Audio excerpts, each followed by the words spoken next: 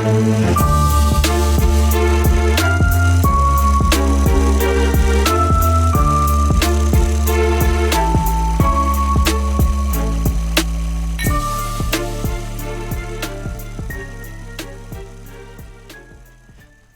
there, Beelzebuds, and welcome back to another episode of The Devil's Cut, a podcast about all the things that go bump in the night. If it's spooky, scary, or spine-tingling, we're here to talk about it.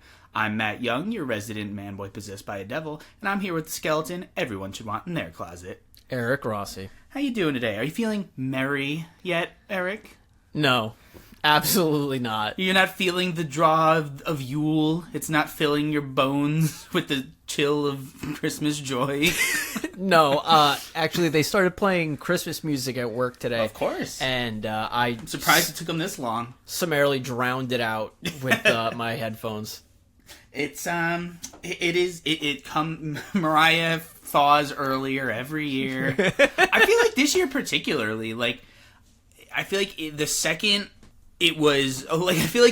kids went home from trick-or-treating, there was already Christmas in the stores. Like, before the next day, even. It was still Halloween, and they're like, all right, it's late enough, put out the trees. I'm pretty sure we were in Target on the 28th, and they were taking down Halloween decorations in favor of Christmas. Yeah, it's crazy. They can't keep getting away with this.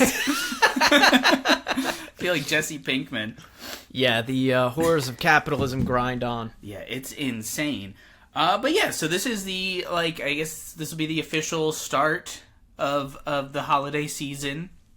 But that doesn't mean things can't be spooky, right? We had, last year we did a Christmas episode, just one, where we did a little roundup of some of our favorite holiday haunts. But just plenty more that we didn't touch on. Oh my god. There's so many more, and more just new ones this year.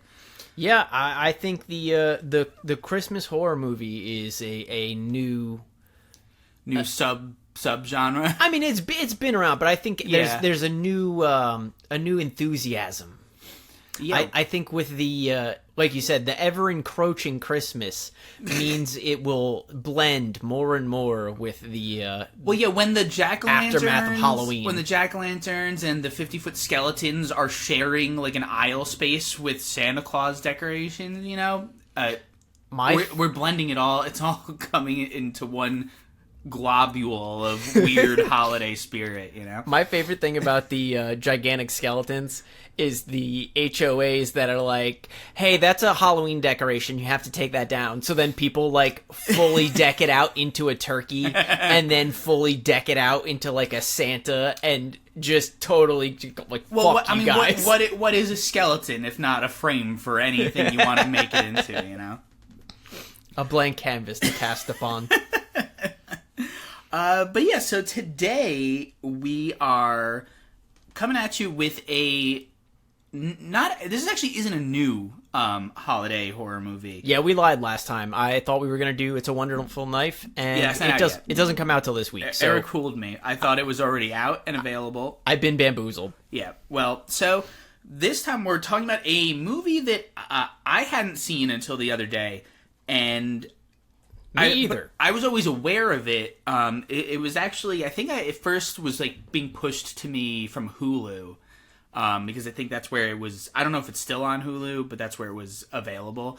And the other avenue was that Spooky Wife's brother, my brother-in-law. Spooky brother-in-law? Spooky brother-in-law. who is kind of, he'll watch a scary movie now and then, but not the biggest, consumer of them, but he was like, hey, I watched this movie, it was crazy, you guys have to watch it. And so it took us a little bit, but we finally did manage to check it out, and I had a really good time. Yeah, this week we are talking rare exports, and I agree, it was one of the most bonkers Christmas. I think it was probably more bonkers than all of the Christmas movies we talked about last year in the extravaganza. More bonkers than The Mean One or Krampus? Yeah, absolutely 100% more bonkers. Yeah, I think because this movie just has something weird to it. I think it might be the wave of 75 to 300 naked men stomping through the woods. I think that might have a bit of a factor. Yeah. So I guess just to give some like preliminary context for this. So this is a Finnish horror movie. It was written and directed by now forgive me. Don't hold me to these pronunciations. Jalmari Helander. That didn't sound awful. Jalmari Helander. And it's actually based on a short film that was written and directed by him and his brother. Oh, little brother duo. Yeah, little brother action. And it's by the same name. I think it's called like Rare Exports Inc. And it's an 8-minute little short film. Okay. But I guess the idea was like expanded upon and made into this movie. And let's see, it's starring Oni Tomila and Jorma Tomila. So the father and son in this movie are actual father and son. Oh, that's fun. Yeah, and it's actually not the first, or it's not the last time they're in a movie together, because they're also both in Sisu. Yes. Not father and son in that movie, but they are still both in it. And we'll talk about Sisu a little later, just because it's such a weird movie, we have to talk about it. Yeah. So the three like dudes in this movie, not the kid, but Piparinen, what is his name? It was like Piparinen. You will get no help from me with these pronunciations. And Amo and Rauno. So those are the three like adult men that are like kind of like the focus of the movie for most of it. They were also the same three actors that were in the short film. So it's like this, they just brought them back and they're like, we're doing it over. We're doing the whole thing. Yeah, we're gonna do it better this Somebody gave us money. time. And so the movie is about a mining company or mining expedition in this mountain range in Finland have discovered something that they were looking for, because they're being paid by like this Scrooge looking, this very Ebenezer looking guy. And they're digging for something, and they've seemingly found it. And like these two boys, our main character, Pitari and Juso, these two little kids, they're like spying. They like drove the little snowmobile up to the mountain, and they're like spying. And then they come down, and the main character, Pitari, is like, hey, so like, what's the deal with Santa? And the other kid's like, Santa's not real. But the kid's like, I think he might be, and I also think he might be really evil. Just like he jumps to this conclusion of, you know what? There's a lot of stuff about Santa that's very foreboding, and it gives me some vibes that I'm not really liking. So he does all this research. Yeah, he's got like books everywhere. He looks like he's been on like a feverish hunt for information. Yeah, and so basically this like down on its luck town that they live in, that like I guess their main export was reindeer. Yes. And all the reindeer have been hunted by wolves, right? And so like the town is like kaput basically. So everyone's sad. All the adults are sad in this movie and upset. And the kid is really afraid of Santa Claus, who he thinks is going to come and kill everybody, and he's the only one who believes it. And boy, does Santa show up in a few different weird ways. Big way. Yeah. Question mark. Yeah. So it's like, what would you like even compare this movie to? Is there like any? I really don't even know where to begin. Even in like the weird Santa space. So like the idea is that their entire, I guess, herd of reindeer that they were planning to harvest this year, they collect them and sell them. They show up dead and like viciously mutilated. Mm-hmm. So they have to go, which apparently, and this is, I have no confirmation on this, but I was reading a Bloody Disgusting article about this movie, and a user in the comments section of that article claimed to like know people who worked on that set, and apparently all that blood was real pig blood. Like all the blood in the movie was just real pig blood. No way to confirm that, but man, what a stinky set that would be. That would have been, oh god. I guess if a lot of it took place in the cold, and that'll keep the smell at bay, right? But Yeah, but I mean, that's somebody's job. Somebody's got to go slop that stuff around, and that guy did not have a good day. Yeah, gnarly. Ooh, all real pig's blood. No way to confirm that, but But all the reindeer end up mutilated, and they're like, fuck, our entire livelihood for the year has just been slaughtered, and we don't know why or how, and now we have to travel into the mountains and figure out either what type of crazy wolf destroyed our herd or what the guys up in the mountains mining have uncovered. yeah. So, and then stuff gets crazy from there, and it's all very Santa related. And we'll get into it. We'll get into it. But so, like overall, like do you like this one? Yeah, I think this is.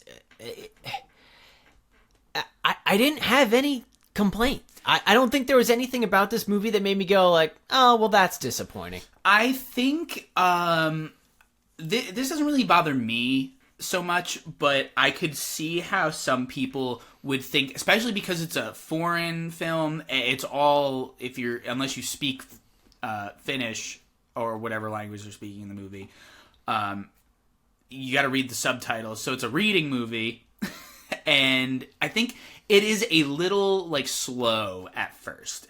You don't really. It takes like a decent minute before like you see a weird, creepy Santa actually do it. Like for the most part, it's just like this sad. It's kind of depressing because you have this single dad who's like really stressed out, and like all he has to like feed his son is like burnt gingerbread cookies. Well, that's his fault. He fucks up the roast. He burns the roast. That's his problem. Yeah, but basically, it's like if you just for a lot of this movie, it's just like this sad, poor family in the mountains. Like this kid's walking around and he's got no pants in this freezing snow for like a really long scene. It's just so that didn't bother me, but I could see how some people would like maybe not be inclined to like finish the movie. I think they would be quitters because They would be. 2/3 of this movie are borderline action horror. Yeah, that is a question I meant to like bring up to you. So to me, this like, I mean, it's a horror movie, but it is like very on the edge.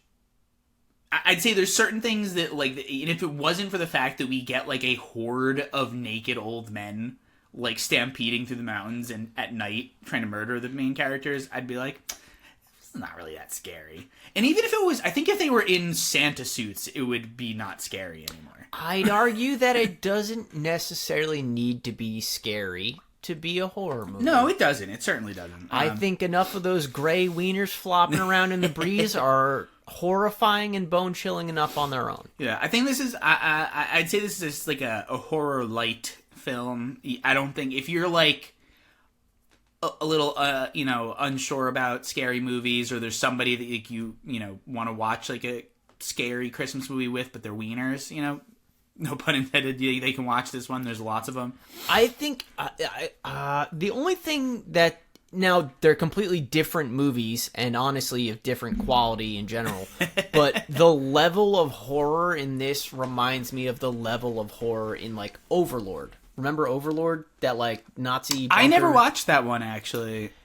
You're not missing out on much. Oh, okay. But I would say it is of that ratio of horror to action, where it's like the horror kind of necessitates the action. Yeah, I'd say like I mean the back end of this movie kind of turns like Spielbergian almost. Like it becomes like an E.T. romp at the end, like where the little kids saving the day from the adults that like don't know what the fuck they're doing. Like this kid basically like, he's the only one who's done enough Santa research, so he's like the only person who can save the town. Right? You know what? He's useless for like 2/3 of this movie. So if he's gonna come through, the end is where he should really be useful anyway. Yeah, I was calling him Petrie the whole time because the way that it's spelled looks like I remind like that little pterodactyl from Land Before Time. Petrie's like borderline. Like he's almost as bad as the Babadook kid. No, he's not screaming nearly enough. No, but he's such a little wiener. He is a little wiener. He is a little wiener, but at least he's not like ruining your every single waking moment.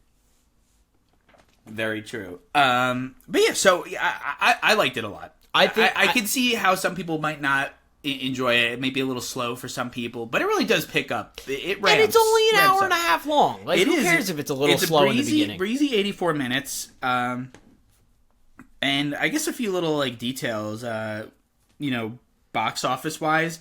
So I only have the. It was apparently estimated to have cost about 2 million euros. I don't know what that translates to, but in this is like 2019 euros. More than $2,000, or excuse me, $2 million. Definitely more than $2,000. And that's 2019 euros. But apparently worldwide it made $4.1 million. I don't know why they're giving me the euros for the budget, and I guess because this is like mostly like U.S. and Canada and stuff. But that's weird. It's weird that they wouldn't put both of them in the same. Give me something. That's bizarre. But either way, they made they didn't make like a huge profit, but it was a very small scale movie. So I'd say it's successful. I hope they consider themselves successful because this movie was rocking. Also, one weird. Again, IMDb trivia. We don't know. We never know what we're gonna get. Unsubstantiated claims. But I like this bit of trivia in here is that it's one of Cate Blanchett's favorite films.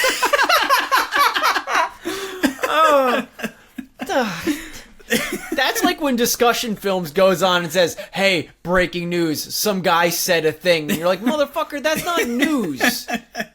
That's just speculation." Yeah, and that's like literally all of the trivia. Everything else was like, oh, the main actors were real father and son, and like stuff like that. But I'm like, well, that's boring. The Cate Blanchett one really stood out to me. It's kind of cool though that they are like father and son duo because they do have like a pretty decent like chemistry on screen. Yeah, and I would, and I actually it's pretty impressive because they are they act very well against each other. Given the fact that he's really mean to this kid for a lot of this movie. He's yelling at this kid all the time. Do you think he has, like, European father sternness? Maybe. Do you think that's the situation? Well, I mean, it's in the role, too. I'm sure he's a fantastic father outside of things. Yeah. But I think the role necessitates a more of a rural sternness than most people are used to. Well, he's a bit of a complicated character because it's funny, every time he yells, he like almost immediately like his face is like, oh fuck, I'm so sorry, I didn't mean it. Like he's like, you can see it in his face, like, oh, I gotta stop yelling at the kids so much, He's gonna put me in a home. Yeah, it's like it's like immediately like yells at him and then you can see he feels bad right away. And maybe I don't know if that's written into the character or maybe the actor like couldn't help it. It's like, oh, my boy. But yeah, I mean, you want to get into the breakdown of the movie? Yeah, let's do it. We're pretty fresh on it. All right, so like usual, if you're gonna check this out, you don't want any more spoilers than we've already given you. This is your time. Pause. Come back. Yeah, I believe, don't quote me, I believe you can watch it on Hulu. I don't think it's on Shudder, maybe on Screenbox, probably on Tubi because everything's on Tubi. Oh, Tubi. Mwah. But last I checked, it's available to stream on Hulu. So check it out. This is your last chance. If not, then you're just going to get spoiled. Transition. The movie starts out, like I said, we open up in a room atop this mountain range. It's like the headquarters of like this construction, or it's in like the little, the trailer like thing that Yeah, they have a box trailer where they're kind of like discussing some of the mining results. Yeah, and so it's this English guy, these two English guys who one of them is discussing what they've found at the bottom of this like cavern that they've been drilling, And the other guy who is just the most Scrooge looking guy you've ever it's very clear. Straight out of Central Casting. Yeah, it's very clear what they were going for here. He's basically being very, while they're talking, he's being very vague and Very cagey, ominous. yeah. And then we cut to outside where there are both of these dudes are like addressing the men, and like the Ebenezer dude starts giving this big speech about how it's like time to, you know, it's time to get drilling. We're gonna own the thing that's in here. It's like he's being so weird about it. He says he's finally going to fulfill his dreams of robbing the like most important grave of all time. Yeah, which is funny because right before that he tells the foreman to post up the new rules. It's like this big like this placard that says like here's the company's rules now, and it's all like no cursing, no smoking, no drinking. It's basically don't be naughty. Yeah. Don't be naughty, the list. But then he immediately goes like, we're gonna grave rob, and I'm like, I think Santa would put you on the list for this. I think if you're robbing Santa's grave, Yeah, specifically his grave, right? you might Like, be pissed. Yeah, I think that gets you put on the list. A couple lists, actually. So while Riley is addressing the men, we like pan away, and that's where we meet or see Petrie and Juuso, the two kids. And they're like crouched behind boxes, like spying on him and watching this whole scene.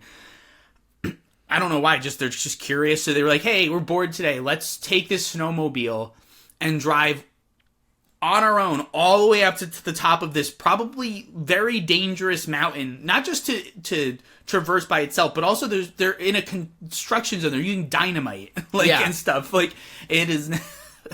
I guess that's kids though, right? You know? Yeah, I mean, they're gonna do stupid stuff, but I would be like, that's so far. So like, you know how America we have the kids on the kids on a bike genre of like 80s like Stranger Things kind of like adventure. I guess they have one too. It's just kids on a snowmobile. Kids on a snowmobile. I would love to see them try and ride bikes throughout the scenery of this movie. But yeah, so that's when, you know, we start following Petrie and Juuso now. They're driving down the mountain, and that's when Petrie starts asking Juuso about, like, hey, like, what do you think the deal is with Santa Claus? And There's Santa Claus. yeah, and Juuso's like, you still believe in Santa? That's just a bunch of bullshit our parents make up to, you know, to keep us in line, like, so that we'll wait for Santa, we'll be good for Santa, you know? And, like, Petrie, like, he has, like, the weirdest, like, looks on his face, like, this whole movie. He's always, like, this all feels like bullshit to me. He's always hard squinting into the middle distance. Yeah, he really is. And so you can tell he like, you know, his friend is telling him that Santa's not real, but he's got different things on his mind. And that's when we cut to like sort of like the title card opening sequence where we get all the credits, you know, that we get the credit roll, but it's all over footage of Petrie like reading this like library stack of Christmas lore books. Yeah, he's got like his own little like trove of yeah. Where do you even get all these Christmas like old timey? Not even just like books. They're like old ass fucking books. Yeah, I want to know where he got them. I would have liked to have seen like. Give me like a minute or two of like a Matilda scene where he goes and gets like a library card and he takes out all the books, you know, and has to come back. He has to snowmobile them back and forth. He tells the fucking librarian, I need all 300 of your Christmas grimoires, please. They are Christmas grimoires, dude. And each one has a more and more frightening depiction of like Santa Claus, to the point where there's one drawing of Santa Claus, one illustration in one of the books, where he's like a kaiju. He's like 50 feet tall, and he's like kicking over trees, and he's like picking up kids with his hands, and I'm like, this is a crazy Santa. My favorite is the one where there's a cauldron, and Santa is just like dunking he's just making a kid kid in. soup. Yeah, he's like dunking him in by his ankles. But of cream of Frederick today. Ew. Oh no. After we get the little montage of Petrie looking through all of the horror novels about Santa, he wakes up one morning, and he spends the whole movie, he never like sleeps in his bed. He's always sleeping upright in a chair because he's keeping watch every night for Santa. He has like an advent calendar that he marks off, and every night he has all these like systems that are like things that are supposed to keep him awake, which seem to fail every time. Yeah, he's like holding the keys over like a metal bowl so that if he drops the keys falling asleep, the metal wakes him up. Yeah, and Petrie's wearing a bizarre outfit this whole movie. He's got like a big old like head encompassing helmet. It's a hockey helmet. Bright red. Is it a hockey helmet? Yeah. I guess it would be right there. Yeah. That's what they would. It's just play. like big helmet, little head kid. And he's all his jacket and pants are all these really bright, vibrant like little kid colors, and he just stays in that outfit the entire time, pretty much. Yeah. Except for this very beginning where he just is not wearing pants for some reason. But he wakes up in his stool, sitting up, and he looks out his window, and he sees that there's footprints on the roof right outside his window. And so this is when he like runs downstairs, outside, completely pantsless, so he runs out of his house over to his father is like a butcher, I guess. Yeah. So he has this butchery like in a separate building on their land, and he runs all the way across the snow. And he's like, "Dad, were you on the roof last night?" And he's like, "No, get dressed." Yeah, he's like, "I don't have time for your stupid question, son." Yeah, basically. See, again, he's so mean to him. Like, why don't you have pants on? And so that's like, so we established that we never find out what's up with his mom. We never talk about what happened to her. Just dead. Not even passing. Yeah, just she's normal dead. Dead, gone, whatever. The dad's very stressed. Quite. Single fatherhood in like when you have no money. And his dad is also, we have a scene where the father Rauno is like creating like a punji stick trap. I think it's a wolf. I think it's trap for wolf. It is because that's what they think. All the reindeer like have been going missing, right? They just don't know to what scale. But he's afraid of wolves in the area, so he's creating these, which apparently we find out are illegal, which makes sense. He digs this big hole in the ground and sharpens a bunch of stakes and like sticks them upright so that, and covers a standard like pitfall trap. Yeah, I think they hang a pig's head over the trap, right? So that something will fall in and spear itself. But from here, we kind of get introduced to their, like, reindeer operation. They have this big, gigantic pen of, like, that they're, like, electrifying, and they're waiting on... I don't know how this works, where, like, they just open up the pen, and they assume all of these reindeer are just gonna, like, run up into the pen. Well, they probably have some sort of bait or something that they put in there.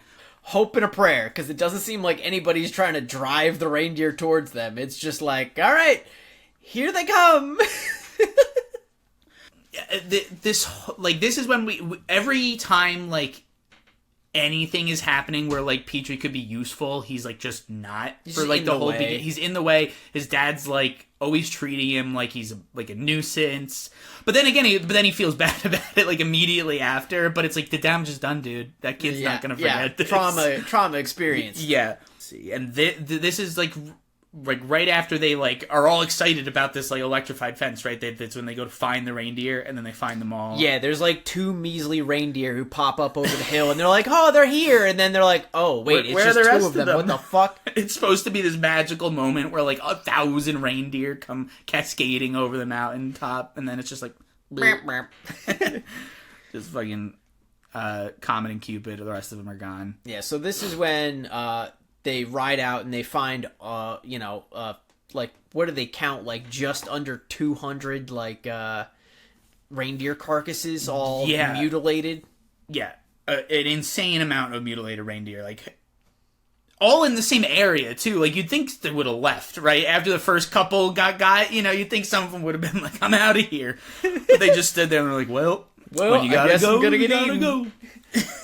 They don't even get eaten. I love how the one dude, they roll in, they're all like jaws on the floor, they're all, discouraged, like, fuck, like this is our livelihood, we're not gonna make any money this year, how are we gonna survive? And the one dude just like turns into Rain Man, he's kind of like staring, and he's like, 198 carcasses. I'm like, how the fuck did you count that? This is when they decide to go up to the top of the mountain, right? Like, so Petrie, some adults, like his friend, I think, they all go up there to like demand explanation about, like, because they think the people, the mining company at the top had something to do with it. So they're like, we're gonna get some answers. They get up there and they find that the mining operation has been very quickly abandoned a few days ago. Like, did we already get the shot of like the nighttime shot where all of the dudes get like taken off screen? It's one of those like scenes where something just outside of the screen is like picking off characters, like dragging them out of frame and stuff. It's one of those. It's pretty funny. The men there have been eradicated. They are no longer there. There's no sign of them left. And, like, the doors are all open on the buildings. There's like frost inside on all the desks and stuff. So they're like, fuck, they abandoned the place. Like, where did they go? They find this gigantic hole that they've been mining out of too. They all go back to Rauno's farm, right? Yeah, they essentially just go back home. Yeah. And we get more scenes of like Petrie being like, it's Santa Claus. Look, I have all this research, right? He has like all his books, and he's like, guys, look, it's definitely something Santa related. I can feel it. He like, doesn't he like show them something that he found? Didn't he like find something? This movie is like a fever dream of like Christmas time, a bunch of whiskey, and like just enough cold medication to get you through the season. That's what it feels like watching this movie. But basically, what his point that he's trying to make to people is that he in his research, he found like a tale of people who also believed that Santa was real and that he was evil, and so that they captured him and buried him under the mountain. Yeah, the idea is that they buried him under the mountain to lock him away, and then the mountain formed around his grave. Yes. They like they preserved him in like ice. Yeah. And that's what the guys at the beginning of the movie, the foreman and Riley, were talking about. They were saying how they drilled down to the mountain far enough that they drilled into sawdust. Like 60 feet deep of sawdust. And then somebody else is like, oh, well, that's... What do they use sawdust for? Well, they store ice with sawdust. Which apparently I don't know anything about that. I don't know enough about living in the cold. Yeah, for sure. I don't know cold storage. Also, why are we just storing ice if it's just that cold? Maybe it doesn't get that cold. I don't know. I get maybe, but then the sawdust keeps it cold. It insulates it, I'm assuming. I guess that's true. I guess it works, with both for extremes of the temperature. You know that Juggalo song, no. Magnets, how they work? I can tell you no. Then so this now finally we're getting to the point. I don't remember how far into the movie this is. Probably say like 40 minutes, right? I'd say probably a half hour. But now this is the point where stuff starts to get weird. Kick off, because the next day Petrie goes outside and he finds that the bait has been taken. The pig head that was dangling above the pitfall trap that his dad had set is gone. So he like runs back in and gets his dad, and he and Rauno come out, and the dad Rauno, he checks first, and what he finds is he like moves like the leaves out of the way, and he sees like this hand, like a human hand, laying in there, and he's like super frightened at first, and he like pulls his son away, which is nice. It's good to see that he's like trying to spare his son from seeing this dead avert your eyes, corpse. child. And he yells at him and tells him to go inside, and then his friend, Rauno's friend, pulls up on a snowmobile, and this is the friend whose name I don't know, Pipa Rinen. I don't know how to pronounce it, but we'll call him like Pipa. And so like Pipa shows up, and he's like, "Hey, I got to go to my Santa gig in like an hour." And so he shows up, and he's in a Santa suit, right? Because I guess he's gonna go, be a mall Santa or something. And so then he's like, Rauno's immediately like, "Yo, you gotta get over here. Yeah. And they haul this corpse out. Well, it's corpse, right? You think it's like a dead body. And they haul it out and they lug it into the butcher shop that he has. And they like drop the guy onto this slab that he has. Now we say butcher shop, but it is essentially a butcher's barn. It's like a processing barn Yeah. for like animals. So Yeah. like you would It's huge. Yeah, you would like process and butcher like cattle here. Yeah, reindeer. Reindeer, yeah. So I think it's in the big. beginning he's like butchering the pig that they use for yeah. the trap. Yeah. And It looks like a room at a Saw, is what I'm kinda trying to does. say. It's Yeah. very green and bloody in there. it sure is. And so Pipa and Rauno, they get this. So we discover that the body is that of this like really old bald dude with a long white beard. And he's got a big old like spike trap stick hole in his gut. It's like bloody as hell. It looks gnarly. And Rauno is freaked out because, like you said, these traps are illegal. You're not allowed to, like, set these things. So Yeah. he's like, fuck, I killed an old guy with my illegal trap. What the fuck are we gonna do? Shit! They leap to illegally disposing of the body so quickly. Like it's like they don't even think, do I call the cops or do I call an ambulance? It's immediately like, oh, that trap's illegal. We got to cut it up. It's so funny because Rauno gets there first. He's like, fuck, it's my property. It's my trap. Like, fuck, hey, man, you gotta help me dismember this guy. And his friend in the Santa suit's like, I guess I don't do. want to, but yeah, I guess you're right. Let's take him to the Saw, and then they like. And this doesn't take near, like, basically Eric explaining it is how long the characters take to decide that's what they're gonna do. It is such a like just stressed single dad energy immediately like flipped to dispose of this old body. Like it happens so fast that it's like whiplash almost. I was like, whoa, that was really, we're not even gonna have a quick discussion about this. No. It was like they had no other option. They're like, I guess the responsible thing to do is dismember this old man. Yeah, and while this all is happening, Petrie has now snuck out of the house again, even though he was told to get inside. Oh, and he was supposed to be grounded because he's been setting up traps this whole movie for Santa Clauses. and Rauno was like, He's building a fire. He was trying to build a fire, and he almost gets like his hand taken off by a bear trap that his son set at the bottom of the fireplace. He's trying to get Santa. I mean that'll do it. That's a Kevin McAllister ass trap. Yeah, That's a bear good trap in the fireplace. Hell That'll, yeah. that'll catch a Santa for sure. Well, yeah. Yeah. I mean, it's like Tom and Jerry level shit, Yeah, honestly. it's really, so he's supposed to be grounded, he says. And so he sneaks out of the house and like goes up to the side of the butchery and like climbs up to this little window so he can like sneak in. And he makes some noise, and like the two men inside hear it, and they like look up, and they before he can like duck, they obviously catch him. But he's now seen that his dad and his dad's friend are like debating on how they're gonna cut up this old guy's body. Debating is a stretch. They're practically like They're just pushing getting his ready. arm into the saw. Yeah, they get the bandsaw going and they're getting ready to do it. And that's when they like see that Petrie has seen them. Rauno like runs down. And he's like, "You're supposed to stay in the house." But this sets the kid off running. He starts running out to the street. Yeah, he just books it. He's like, I gotta get the fuck out of here. My dad's gonna cut this guy up. I gotta get out of here. Yeah, I don't know what his plan was. Like Yeah. just to go. I don't know. It was unclear. He didn't really seem to have any sense of direction. He just And runs out to the road. He runs out to the road. His father gets in his own truck and drives after him.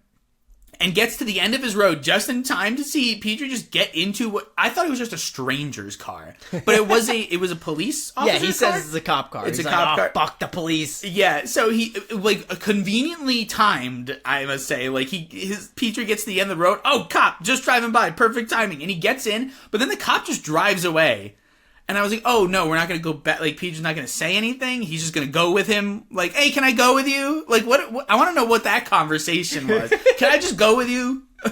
I just don't want. I don't want to talk about It's cold. I don't want to be here. it. Yeah. So then, Where are you going? so then Rauno follows the cop, and they both end up at, I guess, like another member of the community's house. This guy, I believe his name is Amo.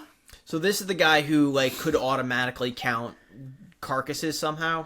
Yes, he just knew. He was part of our group earlier. Yeah, he just put his fingers up to his temples and he went, meh, 198. They go to his house, and everyone just gets out of the car, and like the cop has like no, he doesn't even question Petrie's dad, like, oh, why are you following me, or what are you doing here? He's just like, hey, Yeah. you know.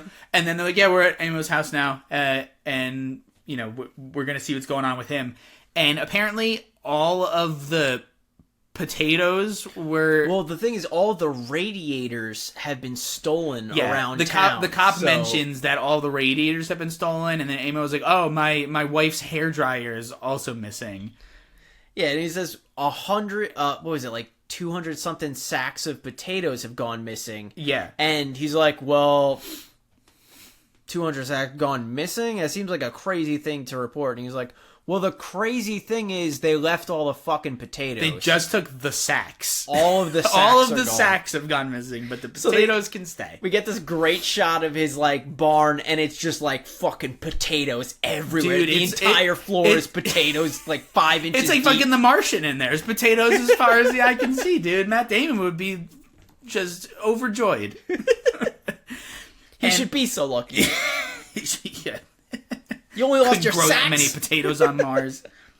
And while they're at the main group is there, Peepa's still hanging out, trying to get ready to like dispose of the Santa.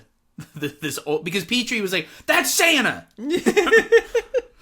and you know, and he just looks like he's naked, but he looks like Santa. He could be a Santa. He's dirty and naked, but He's a white guy with a long white beard. Santa. Santa. And so he's getting ready to like. He's not fat like Santa though. No, we he's- have to say he's scrawny. He's like an emaciated person. Yeah. He looks like he just got out of a work camp. If Yeah. you catch my drift. Yeah, for sure. So while people's like trying to figure out what to do with him, he like moves or something. Like the body moves, right? And he's like trying to investigate. Like he holds like a knife like up to his nose to see if he's like breathing. And he's like, "Oh shit, he's awake!" Right? He determines that he's alive. He sees the steam on the blade from under his nose. He's like, "Oh fuck, he's alive. He's breathing still." I think somebody's. Oh no, like, that was when he was still before Rano left. They discovered he was still alive, and then they were having a problem trying to figure out what to do with him. Because now that he's still there, he was still there hanging out with the body. He like went inside and went and got cookies, right? Because he's eating these gingerbread cookies, and like the Santa's like nose is like sniffing like towards the cookie, right? And so Rano's like, oh, and he like waves the cookie over the gingerbread over the guy's nose, and he's like his head slightly moves like to follow the cookie. I like his like one eye kind of like peeks open. He's like, "Oh, you got gingerbread cookies?" Yeah, and so then he's like he's playing with him now, and people like leans over, and we get like a little jump scare where like the body like lurches up towards him, and then it cuts back to the group. And so when they first found this old guy, they found a wallet with him, and it had like an ID of like this English guy. And so after the police officer leaves from Amo's house, Rano's like, all right, come back. You can speak English. So come with me. We need you to talk to this almost dead guy with a huge hole in his gut. Yeah, like, dude who's I need clearly you to leaking. communicate with him. Some of the logical leaps in this movie, I'm like, what are these adults doing?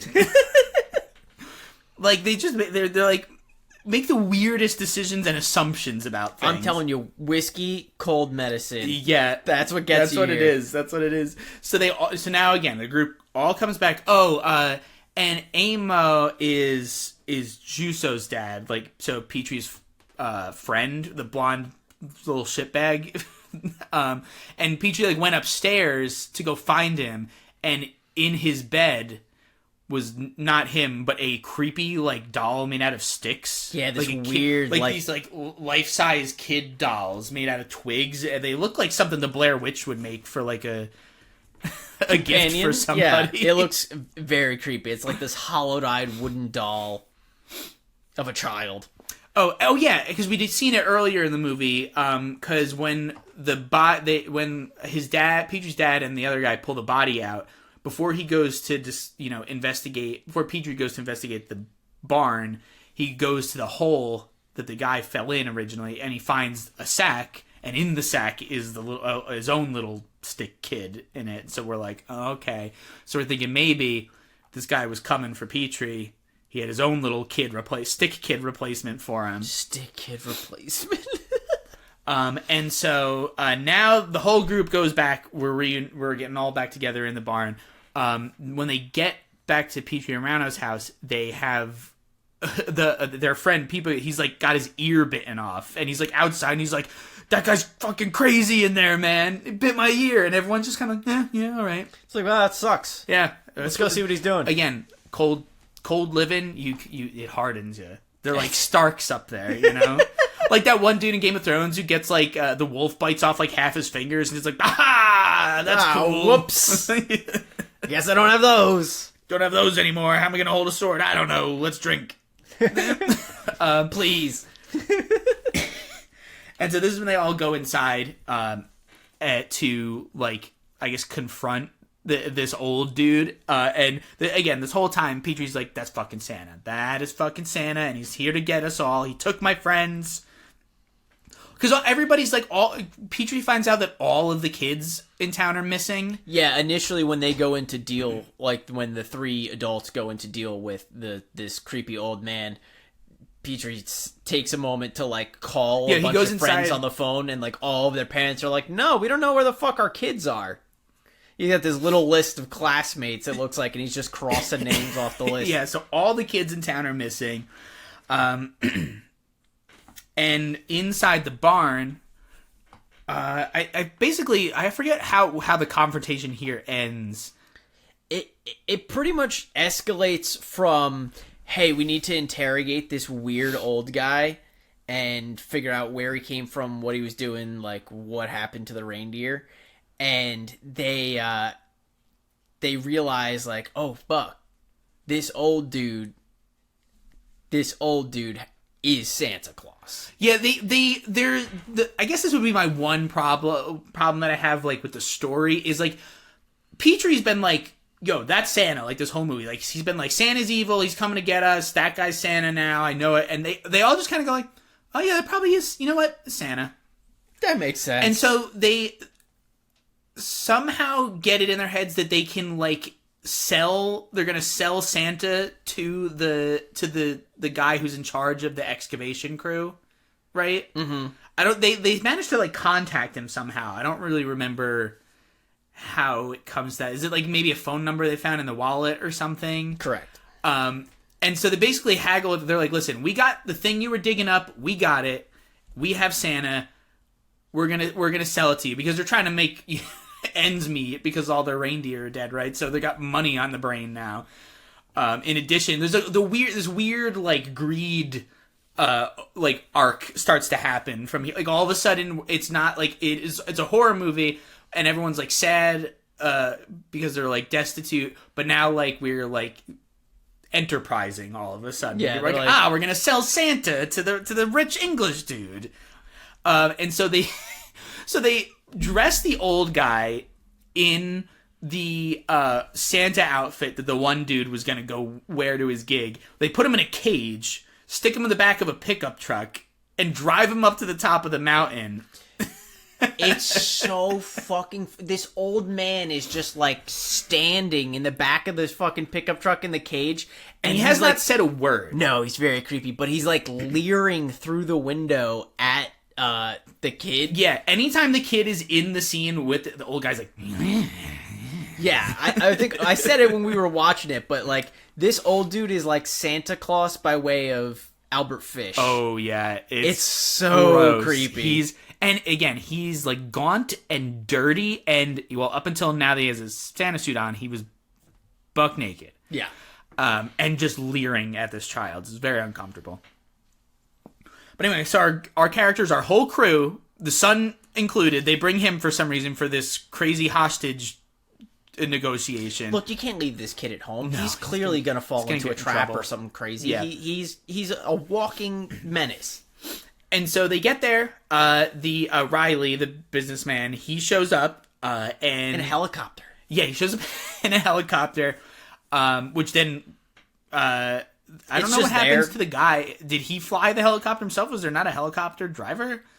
There must have been a Pilot? pilot somewhere. Do you pilot it? You pilot. You don't drive it. Yeah, no, you don't drive helicopter. You got a problem if you're driving one.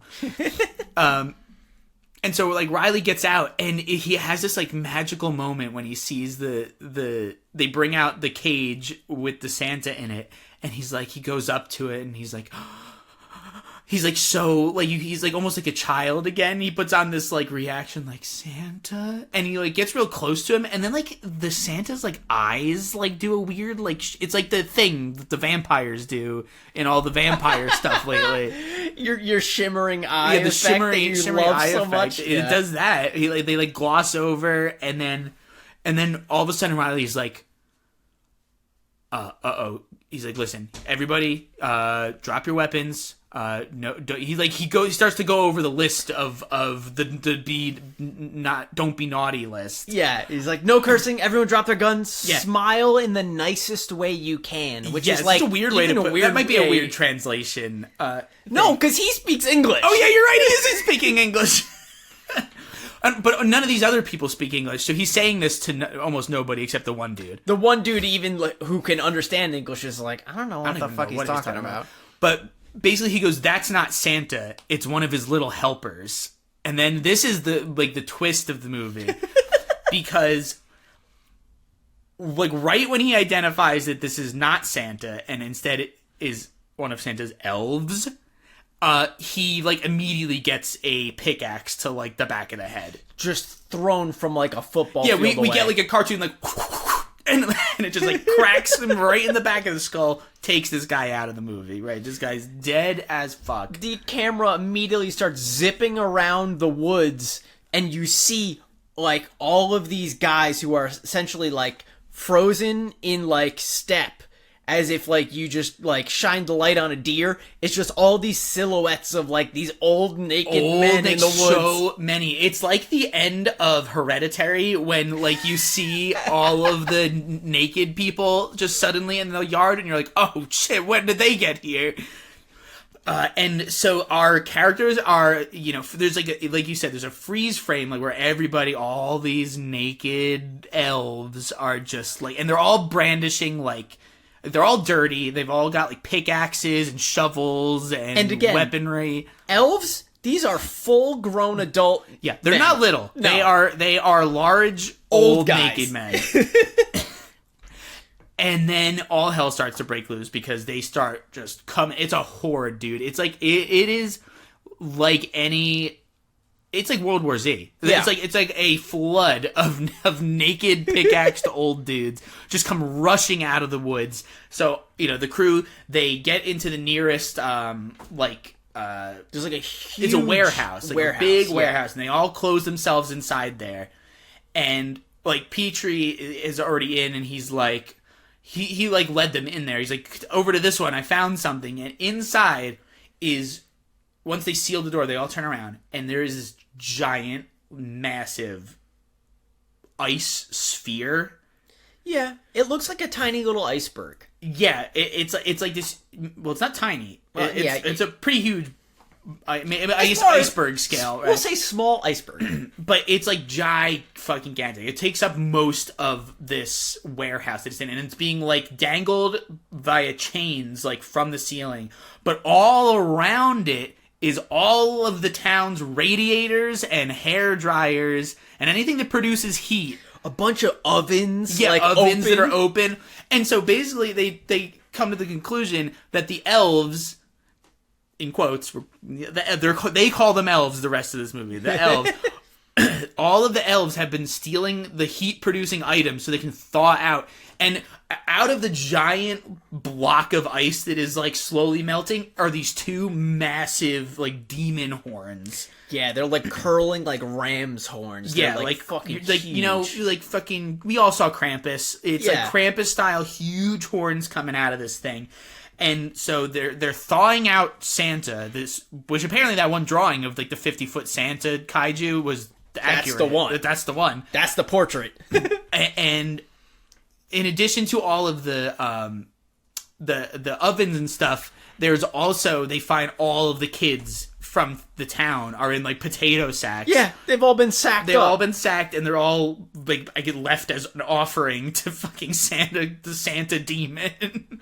I mean, you get thawed out of ice for, how many years. I'm sure you're going to be hungry. You're going to for want sure. a little snack. Yeah. And so it looks like all is lost for our heroes, and I use that term also pretty lightly. Our body disposing heroes who were gonna hostage off this old man in a cage to a creepy Englishman. Hey, man, if it pays the bills, you got to keep those lights on. I'm not going to eat gingerbread all year long. Yeah, but this this is like the turn. The final turn for Rauno to see, like, because he and the adults have been flailing for most of the tail end of this movie here, and now like Petrie is like, I know what to do.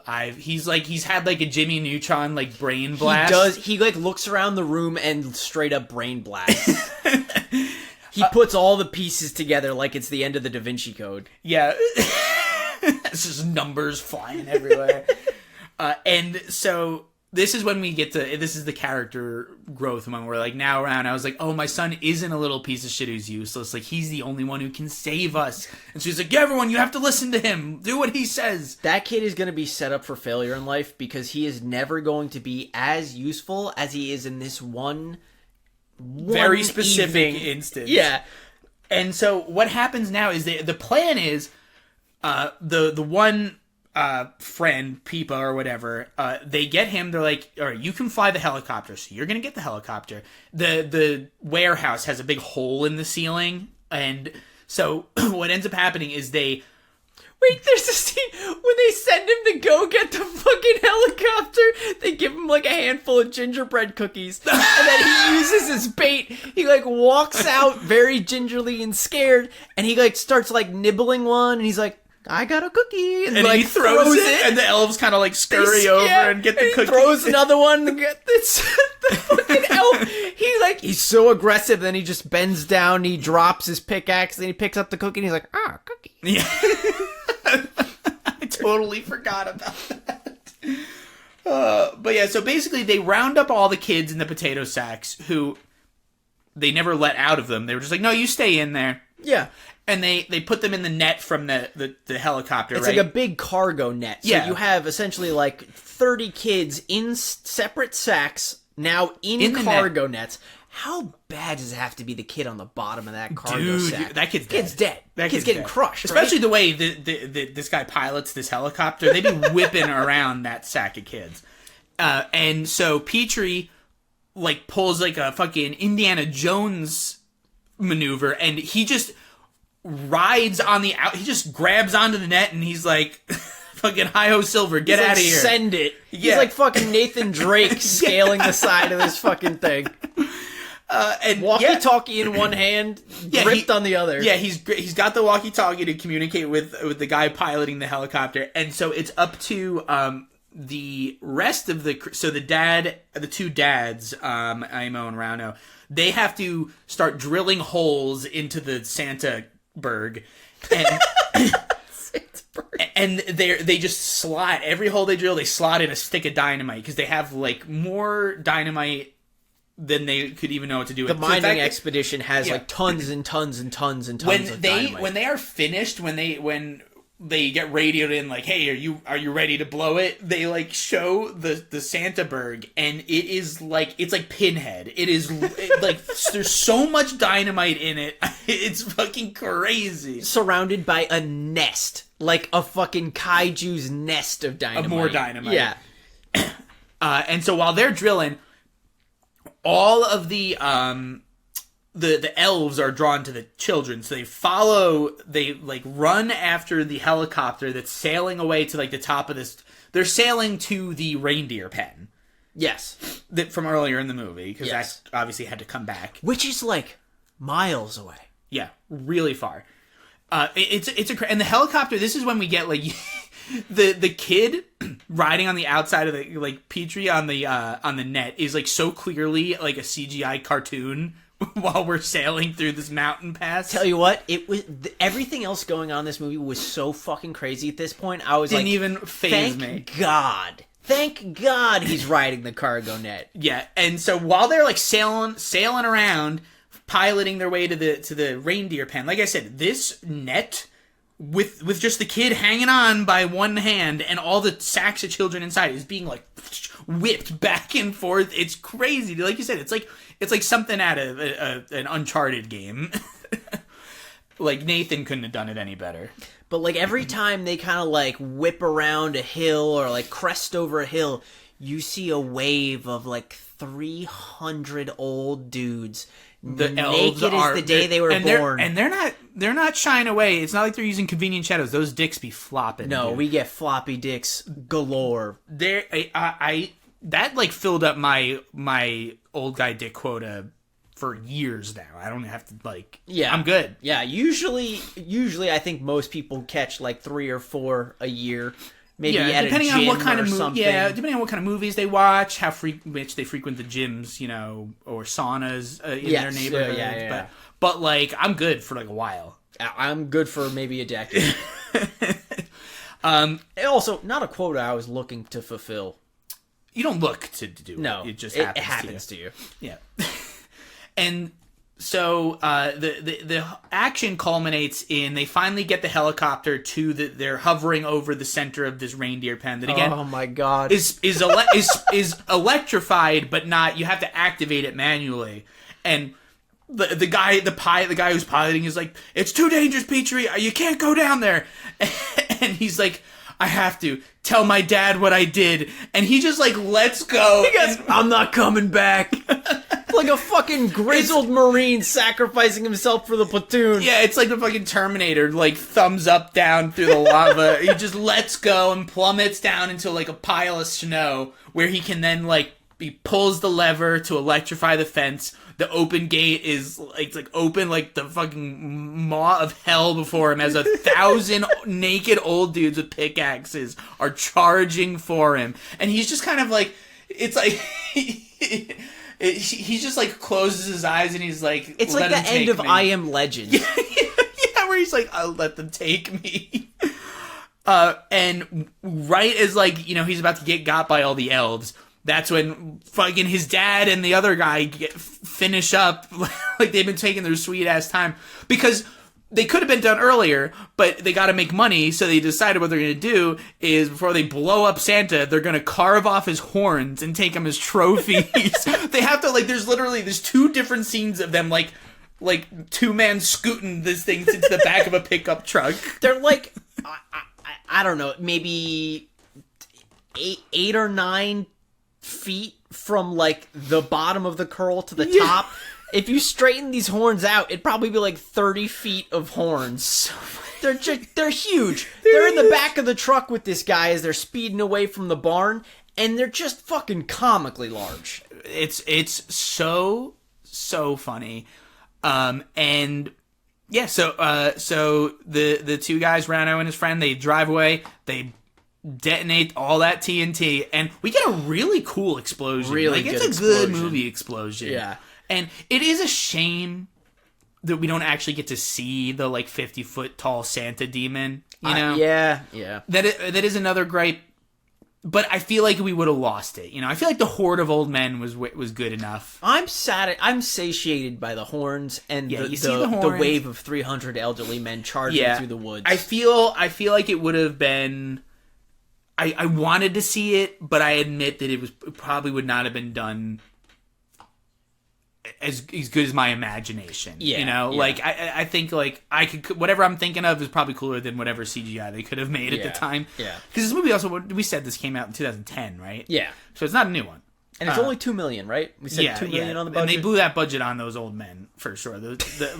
That's like they had to get the dudes who worked on not the pyrotechnics and the helicopter work. No, it was all the old men. They had to pay for like Weta, the people who made Lord of the Rings, to like. That's right. We kind of talked about it when we were watching it. There's like, I mean, even beyond the CGI old men, there's at least like 50 old dudes like IRL on set. Oh, yeah, for completely naked in the snow at night, covered in like dirt makeup. How cold do you think that people make? I mean, I know they're from like the area, so they're used to it, but like they're naked. You can't ever really get that used to it, can you? To be just standing around buck naked for that long? I don't know. They probably had to have like crazy like heated areas to like go stand in while you. I mean, wait. even beyond that, let's talk about the makeup team who probably had to sit there for hours just like painting grime on slopping grime on folds and old dicks. folds. We're not ageist. No shame. No shame. Everyone gets foldy as they age, you know? That's how it's gonna be. We're gonna have grime in our folds one of these days. I will have spotless folds. Oh, they'll be grimy. Don't you worry. But yeah, so they blow the fuck up out of Santa. And like, it's like the instant Santa's dead, the elves just kind of like, burr. You know, Yeah. they like depower. They like drop all their pickaxes and they start kind of like meandering about like, what are we doing And here?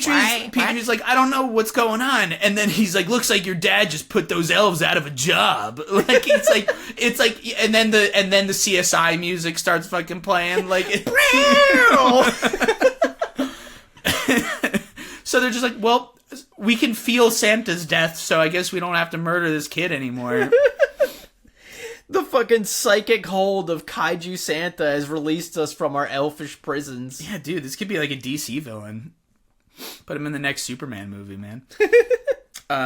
So then that's pretty much it for, you know, the action comms, you know, I think, do we get it like a does Petrie and his dad get reunited until? Not till the stinger. All right, so then we get, you know, it ends there. You know, the day is won. The elves have been thwarted. Santa's dead, blown to fucking smithereens. It's like I thought when he exploded, I could hear the mayor from Nightmare Before Christmas going, "Blown to smithereens. Jack's dead." But yeah, so the stinger scene is we open back up to all of the naked old man elves being like power washed down in some like unknown like group shower. It looks like jail shower. Yeah, that's what it looks like.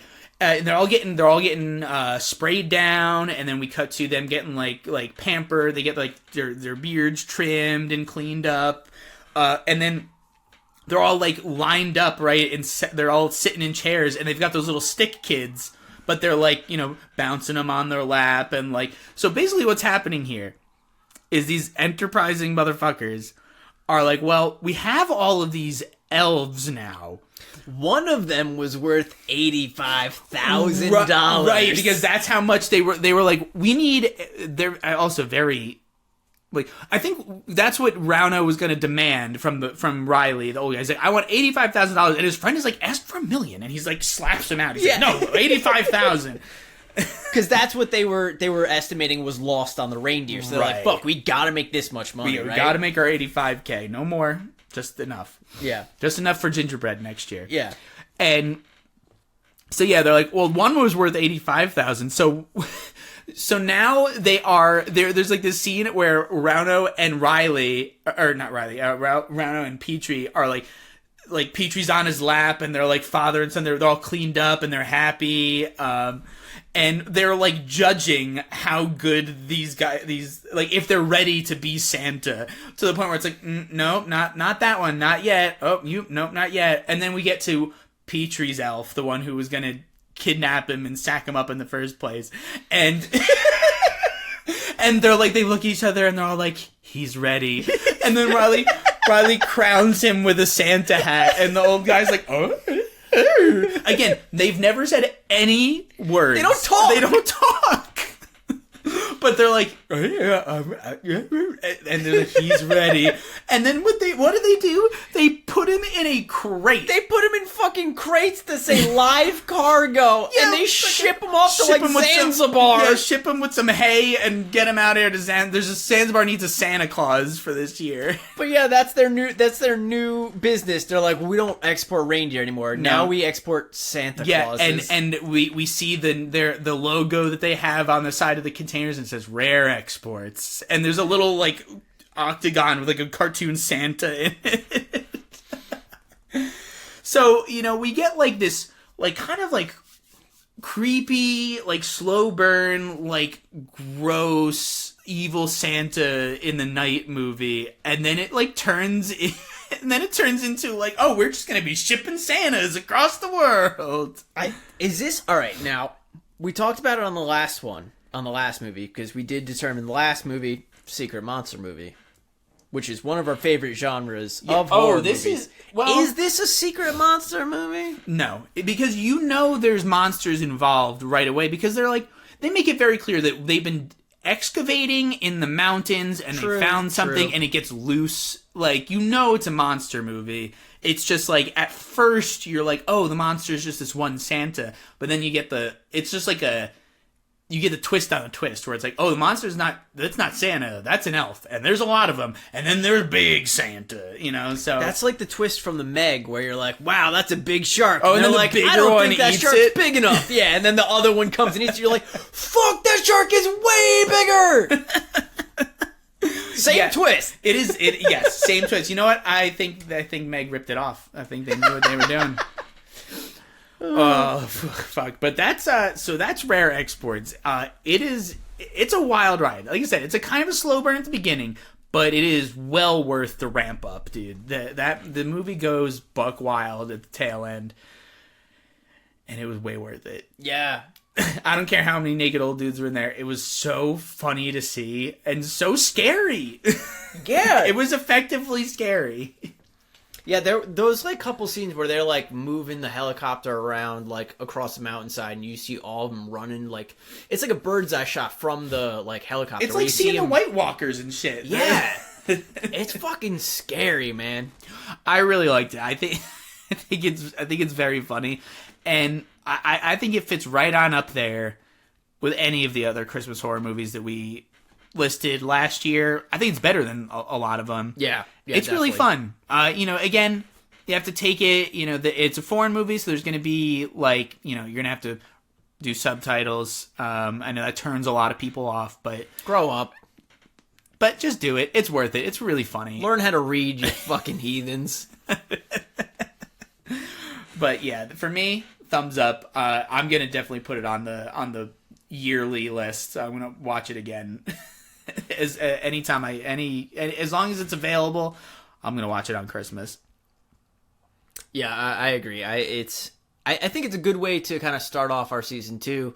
As far as recommendations, I think this is light enough on the horror that you can get most people involved. Like, I don't think this is like I would say this is a pretty reasonable like party watch. Like, if you have a bunch of people around, you're like, oh, let's put on this fucking crazy Christmas action horror movie. Like, I think most people would get down on this movie and just be entertained by how crazy it gets. Yeah.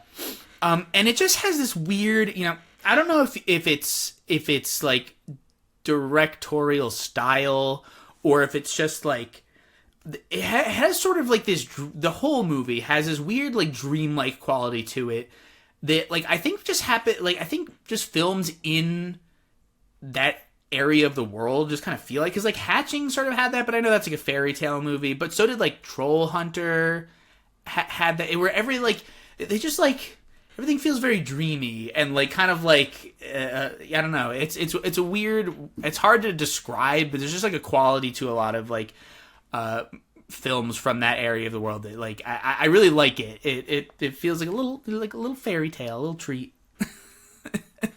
If you're a person who's looking for like a new Krampus movie, I feel like this is not far away from... Pretty close. I mean, Santa's basically big Krampus in this movie. Giant Krampus, right? You don't get a real good look at him, but I mean, you see enough of them horns, you're like, that's a Krampus horn. Yeah. But yeah, I mean that's it for Rare exports. Rare Exports. Well, it's called its title is like A Christmas Tale, but then in like America they had to call it Rare Exports A Christmas Tale. Like That's great. They're like, we got to make this a little bit more specific. It's a good pivot. I think Yeah. it's a very good title.